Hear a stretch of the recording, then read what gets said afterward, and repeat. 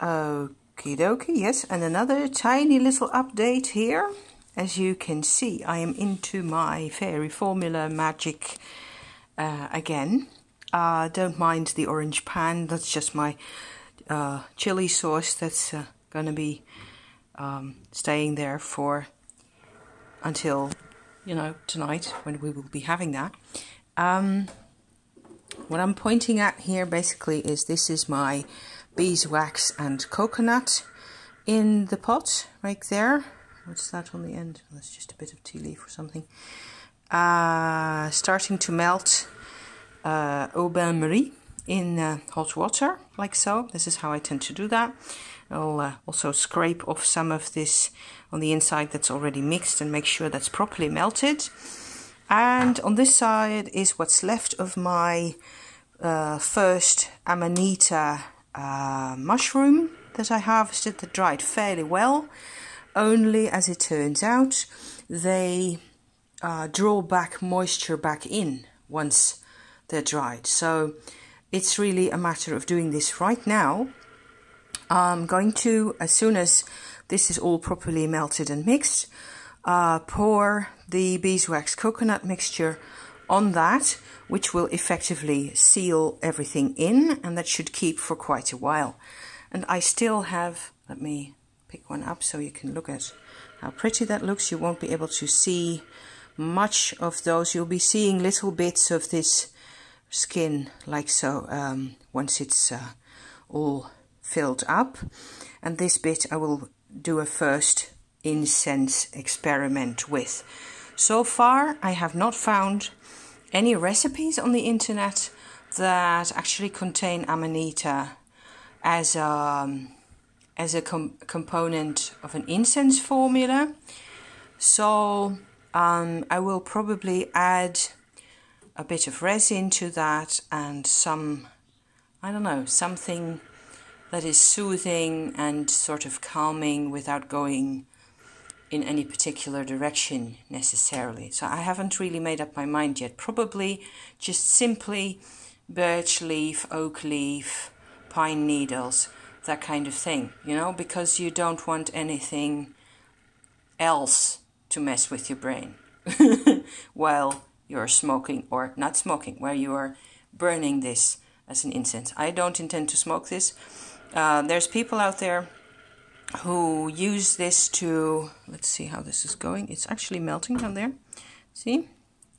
It is kind of coming to be a fluid. That takes probably 10 more minutes. So I'm interested a great deal in the energy properties, and okay, so the interesting bit about Amanita, I actually just used my hands to shred some of these bits, and I will wash my hands before I touch anything else afterwards, but still I am not scared of the mushroom in this state anymore, because as it turns out, the mushroom component that makes you sick is an acid, ibutenic acid, I think so, that's what the name is in English, ibutanol, whatever.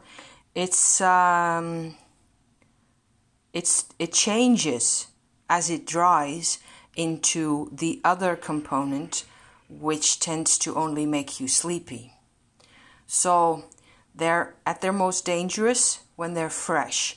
And these, the red caps, the red fly caps, aren't even the most dangerous of them all. It turns out there's green and white Amanita types that I am going to admire from a distance, you know, because too much weirdness going on. And people will try anything, and I'm not one of those. I am way too fond of my, you know, my life and my anatomy to just mess around with that type of stuff. So I will be using these as I use the similar type flask with essential oils in them in suspension. I've made two that I use regularly, actually. One that has basically myrrh oil and a bit of star anise and a couple of other things. Basically, there's a nice combination of fragrances. I can recommend that to anyone. Also to wear around your neck in a little pocket, in a little bag, or to carry around in your pocket. It's encouraging. It gives myrrh oil by itself, even without the fragrance, gives a sense of, oops, sorry about that,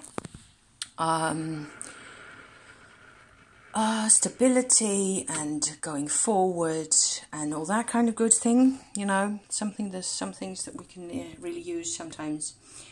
I've made another one with a more complicated formula that basically contains calmus and patchouli and a couple of other things, and that is an extraordinary flask that I use on and off when I feel the need, that I've called Inner Otherworld. And if you go in my channel, you can find formulas, especially in the witchy formulas section, witchy nature section of on my playlists.